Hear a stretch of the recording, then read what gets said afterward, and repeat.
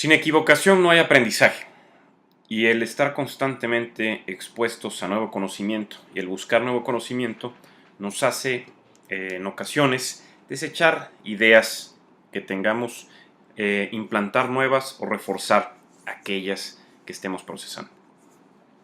Mi nombre es Rodrigo Soto, este es un programa más de Economía de las Ideas, Radio UDEM 90.5. Y como es nuestra costumbre, agradecemos a todo el equipo directivo y operativo para poder realizar estas breves aportaciones, robarles un poco de su tiempo, en especial a mi buen amigo Sergio y Agustín.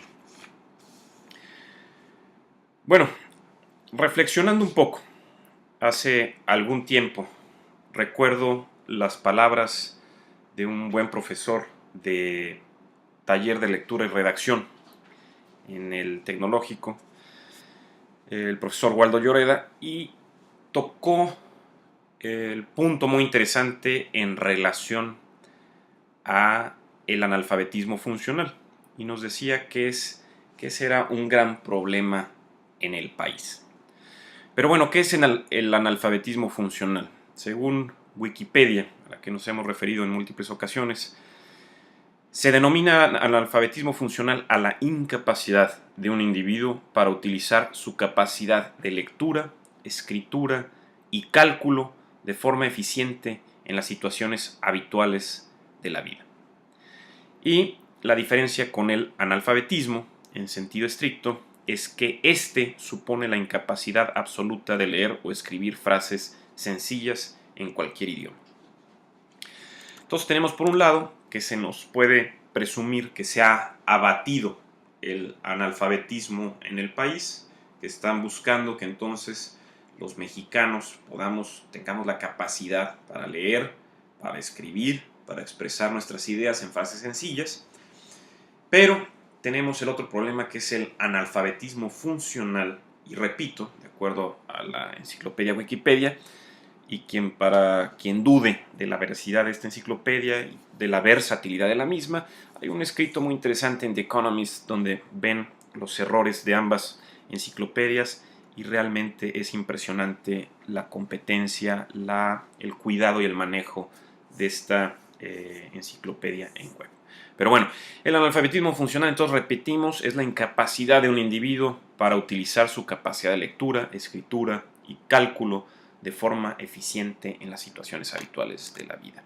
Y bueno, a lo mejor simple y llanamente estamos hablando de la capacidad de razonar, o como dicen, tener dos dedos de frente para poder formar un criterio o una opinión en relación a todo esto.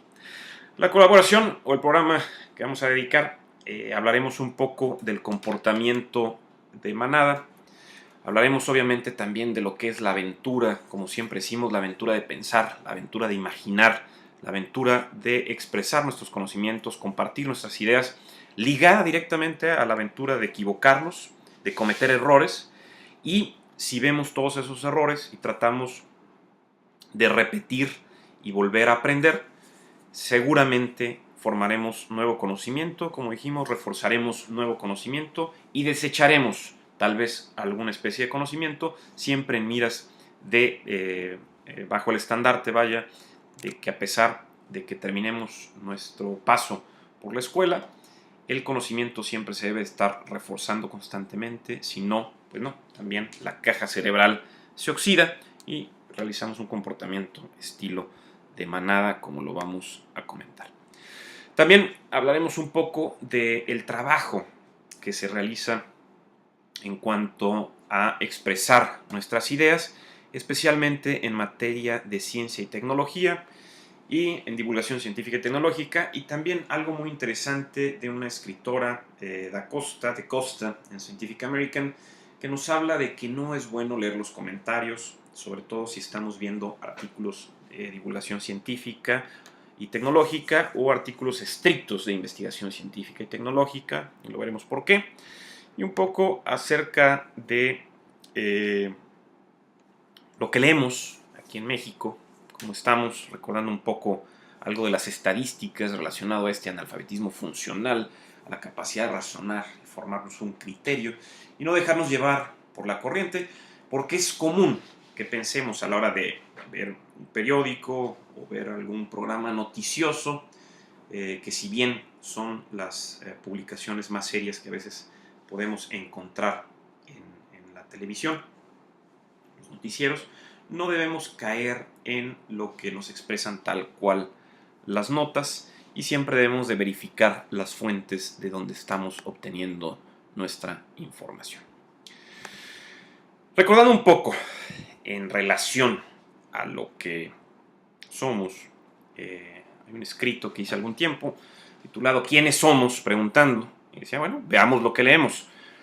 Y hablábamos de que en muchos foros ciertos interlocutores comentan de la necesidad de que el país salga de cierto estancamiento, y lo vemos también en la actualidad, con un crecimiento pobre en la economía, cerrando tal vez las puertas a la innovación, y a pesar de que se diga que el país se está moviendo, parecía que está estático.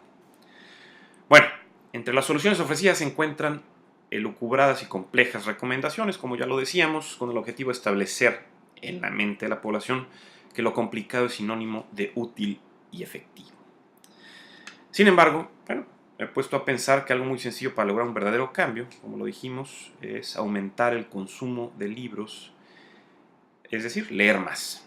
Este país requiere, ya lo decíamos, fomentar que sus ciudadanos busquen la absorción, procesamiento y difusión del conocimiento, sobre todo, si se pudiera, científico y tecnológico. Pero bueno, pues también social, económico, político, deportivo, ¿verdad? Tampoco dejemos las otras áreas fuera. Y menos ahorita con el Mundial, seguramente vamos a tener ahí mucha información deportiva, y que, como hemos dicho, el conocimiento lúdico es bueno, pero no debemos centrar toda nuestra información en relación a eso. Pero bueno, de acuerdo, viendo lo que leemos, de acuerdo a un escrito de Laura Poy Solano en La Jornada, creo, sí, titulado En promedio anual los mayores de 12 años leen 2.9 libros por habitante, y eso se publicó en diciembre del 2011, se decía textualmente: en México, de acuerdo con la Encuesta Nacional de Lectura, la población mayor de 12 años lee en promedio 2.9 libros por habitante al año, mientras que en España esa cifra alcanza 7.7, en Portugal 8.5 y en Alemania 12, lo que ubica al país entre los estándares de lectura más bajos del mundo. ¿A qué vamos con esto? Bueno, ¿cómo queremos transformar un país? Formar opiniones, tener crítica constructiva y no crítica destructiva por demeritar lo que se presenta totalmente en la información, especialmente estoy hablando en divulgación científica y tecnológica, sino formar realmente un criterio. En este sentido, bueno, pues resulta muy complicado, porque definitivamente no se lee. Y además debemos trabajar en la formación del capital intangible de una nación. La gente, debemos de buscar el procesamiento de ideas, el que surjan nuevas ideas, darle paso a momentos eureka, por así decirlo, que surja la innovación. Y recordemos que en este sentido existen factores para volver una ciudad atractiva. Por ejemplo, Mary Walshuk, socióloga de la Universidad de California, dice que existen 3 factores para lograr que las ciudades sean atractivas para los científicos. Y bueno, uno puede decir, ¿y para qué queremos más científicos? Pues simple y llanamente para que los científicos busquen que sus ideas se transformen en realidad, en aplicaciones, en tecnología, con investigación científica básica, con beneficios tangibles a la población, y que de esa manera tengamos un crecimiento más poderoso y no estemos supeditados totalmente a la explotación de recursos naturales, como en nuestro caso es el petróleo. Y ahorita con esta reforma que, bueno, sería interesante ver si Pemex, que aportaba el 40% del presupuesto, ¿cómo van a poder sacar ese 40%? Tristemente lo estamos viendo tal vez de nosotros los consumidores, de nosotros los que pagamos impuestos, de nosotros los que estamos a la vista, y no se aumentó la base fiscal. Pero bueno, volviendo a los 3 factores para que lograr las ciudades sean más atractivas para los científicos, en primer lugar, se les debe prometer libertad para trabajar en sus propias ideas. Fíjense lo importante que es una idea. Posteriormente, darles las herramientas y la infraestructura para hacerlo. Y por último, ofrecerles un estilo de vida atractivo. Es decir, libertad, financiamiento, estilo de vida para atraer a científicos y tecnólogos en este sentido. Y debemos recordar, como decíamos, que el por qué leer, y no solamente leer, veíamos entonces que se lee poco en este país, y ya no hablemos de divulgación científica, pues se lee todavía más poco en ese tema, pero es leer, y yo todavía nos iríamos un poco más lejos, siendo optimistas, es escribir, plasmar las ideas.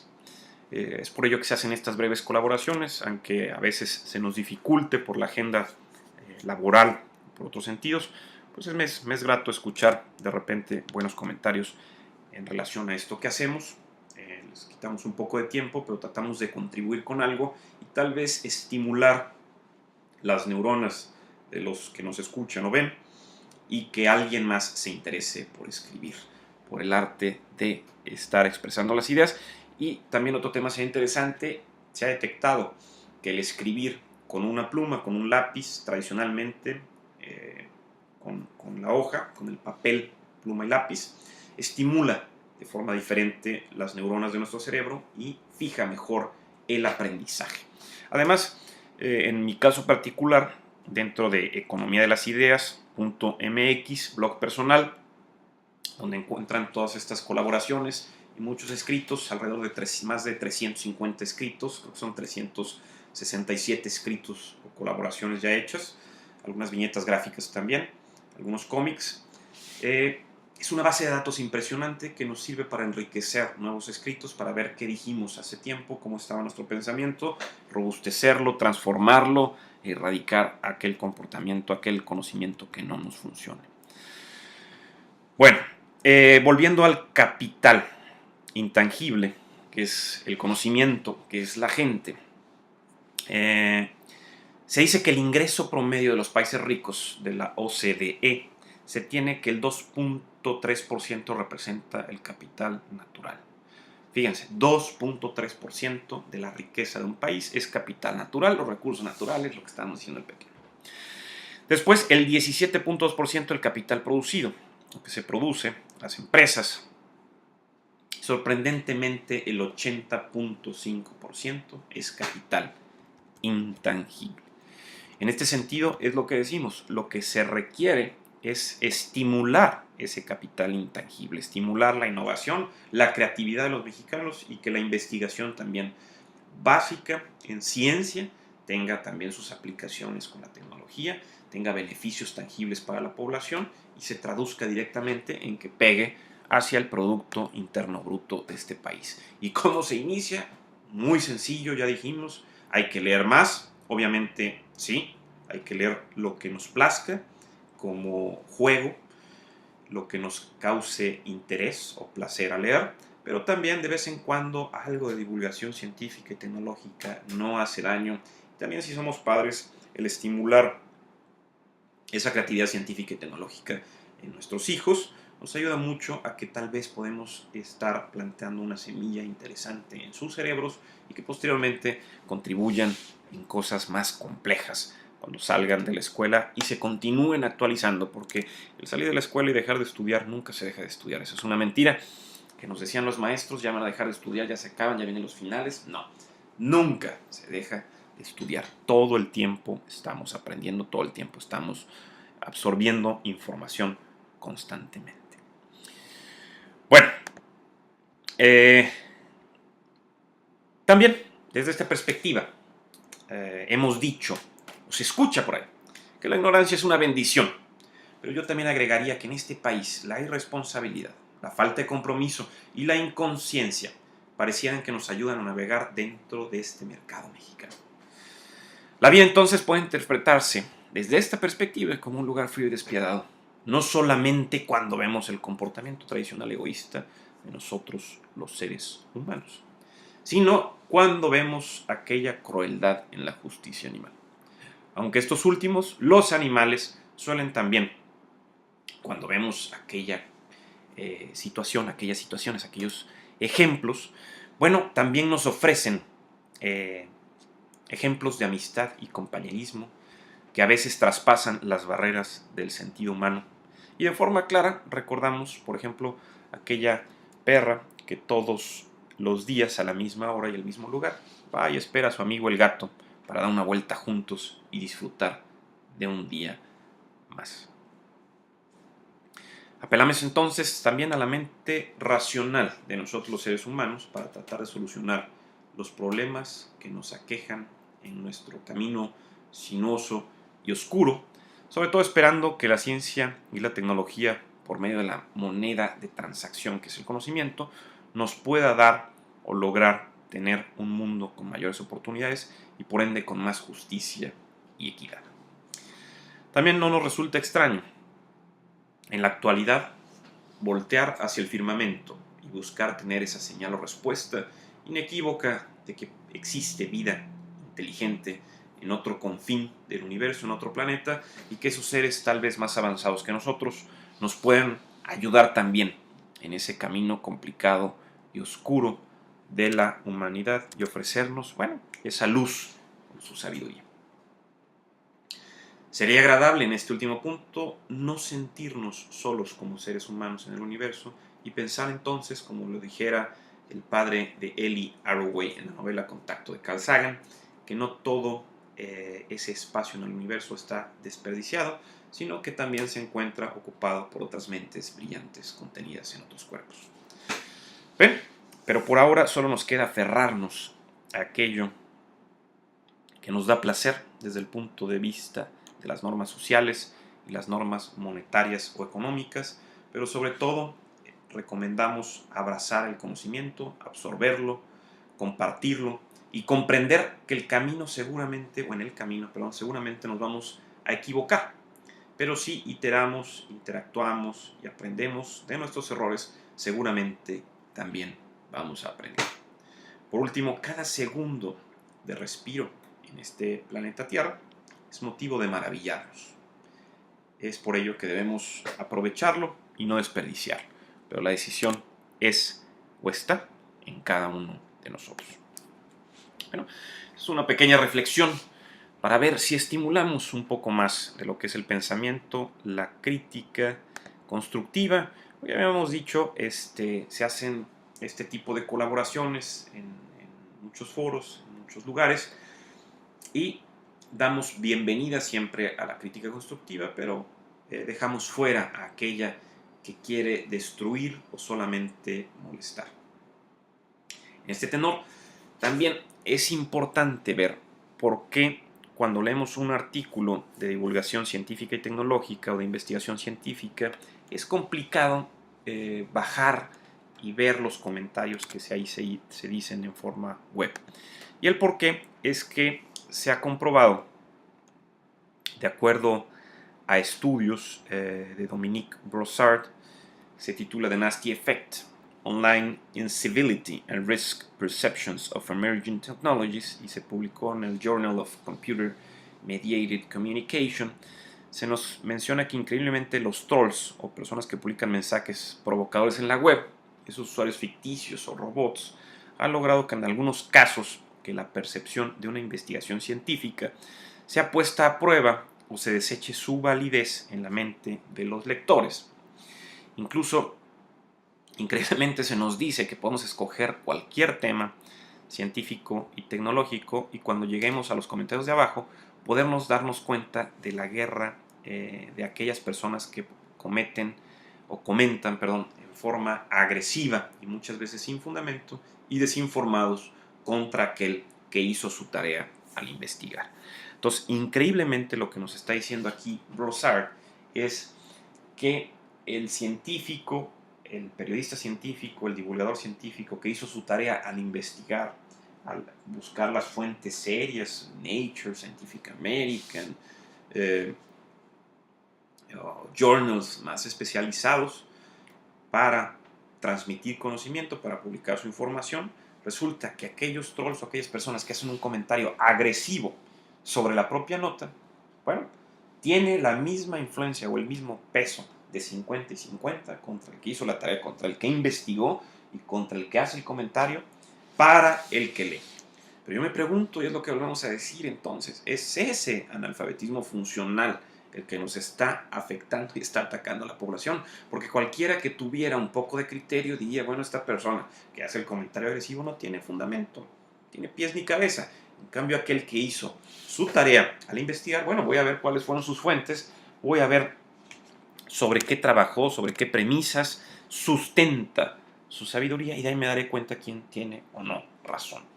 Y en este sentido, bueno, hablamos de algo muy interesante. Bueno, antes de brincar a otro tema, lo que estamos diciendo es que no hay que leer a veces los comentarios como lectores.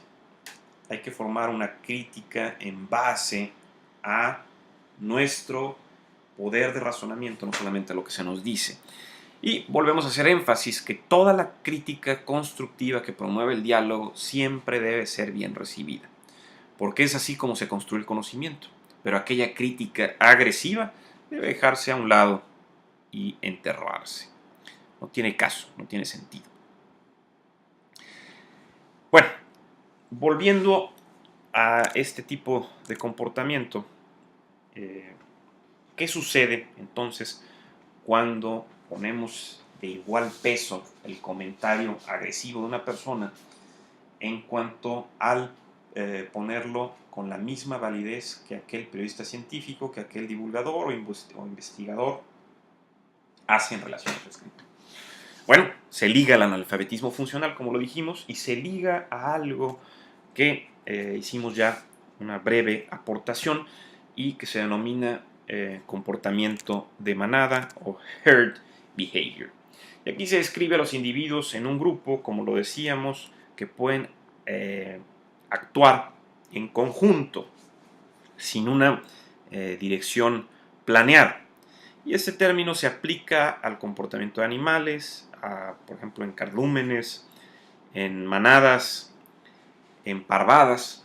Se aplica también al comportamiento que vemos en las escuelas, en ciertas demostraciones, en también cuando vemos manifestaciones, cuando vemos cómo se comportan ciertos eventos deportivos, ciertas reuniones religiosas, también la violencia en masas, de aquellas turbas violentas, cómo se manifiestan, y también lo vemos en nuestra decisión día con día. Es decir, ¿qué pasa? Nos vemos influenciados entonces por lo que dice un grupo. Y si bien los grupos han probado ser exitosos, como en el caso de las hormigas, quienes trabajan como si fueran un solo organismo o un superorganismo, buscando el beneficio común del nido de hormigas y obviamente de su estirpe, vemos que en el caso de la raza humana, todas esas envidias, todos esos problemas se potencian a veces cuando no razonamos bien lo que estamos haciendo en nuestro comportamiento como manadas. Bueno, los investigadores, de acuerdo a lo que vimos en Wikipedia, Rafat, Chatter y Fritz, dicen que hay dos variables claves: el mecanismo de transmisión o comportamiento entre los individuos y los patrones de conexiones entre ellos para este comportamiento en forma de manada. ¿Qué sucede? Bueno, W.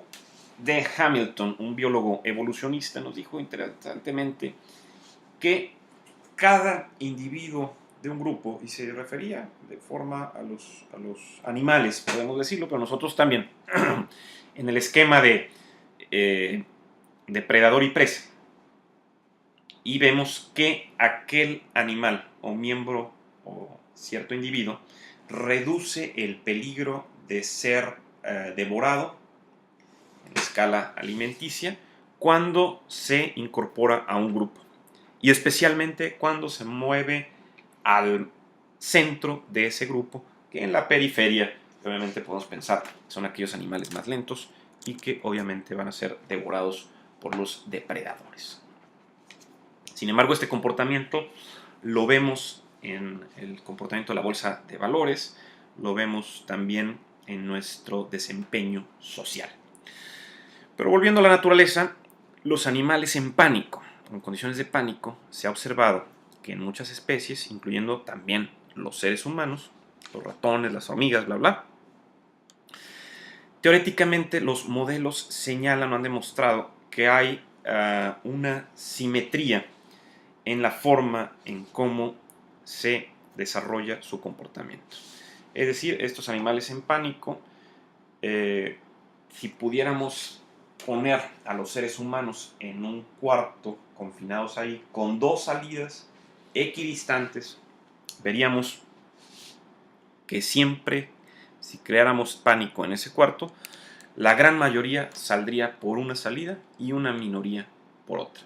Siendo que de forma racional, si estuvieran calmados, tranquilos, verían que las dos salidas equidistantes, pues dividirse en salir mitad por una y mitad por otra, sin crear cuellos de botella y problemas y conflictos, que en este sentido es lo que sucede.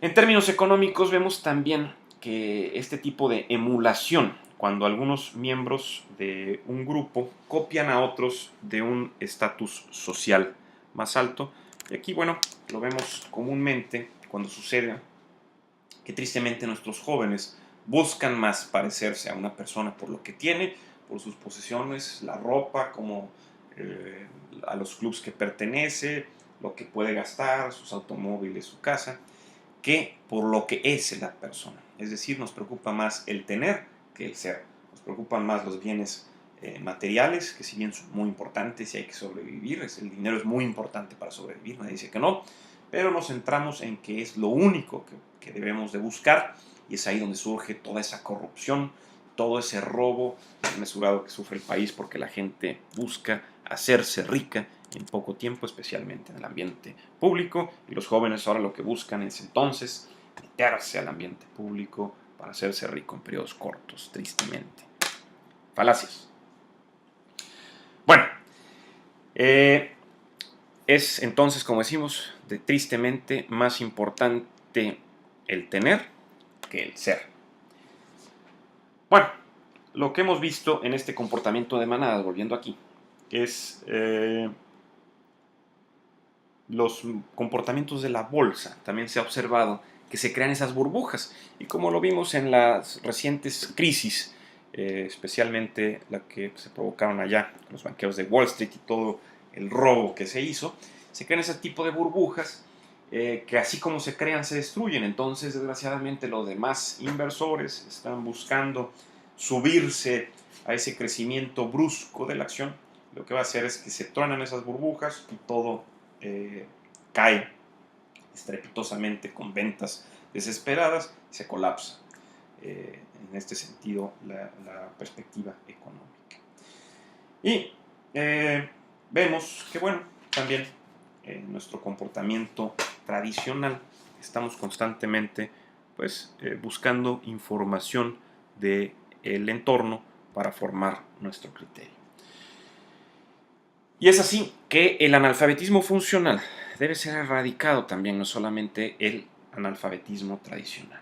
Pues los medios masivos de comunicación y muchos informes de nuestros líderes, sobre todo en el ambiente público, tratan de crear su verdad a través de la repetición de la misma, lo cual no es correcto.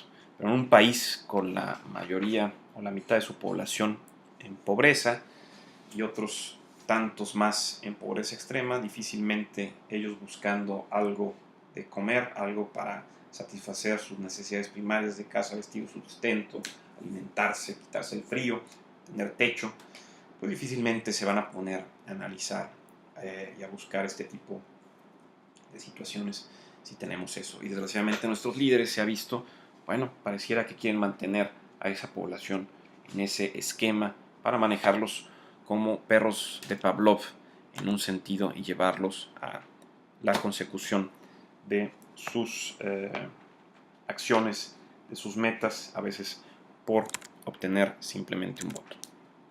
Bueno, se nos viene el tiempo encima, estamos ya sobre tiempo y me gustaría al final sintetizar que lo que debemos de buscar es erradicar el analfabetismo funcional, no solamente el analfabetismo, no solamente se trata de leer, se trata de escribir, se trata de transformar nuestras ideas de papel a la práctica, se trata de estimular a que la gente tenga también sus blogs, comparta, porque en el choque de ideas se construyen mejores ideas, que no tengamos miedo de expresar lo que pensamos.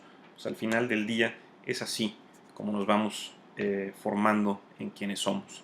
Y si alguna vez no nos gusta la forma en que expresamos cierta idea, recordemos que es así como nos vamos transformando, como vamos cambiando y como vamos reforzando nuestra tasa de procesamiento neuronal.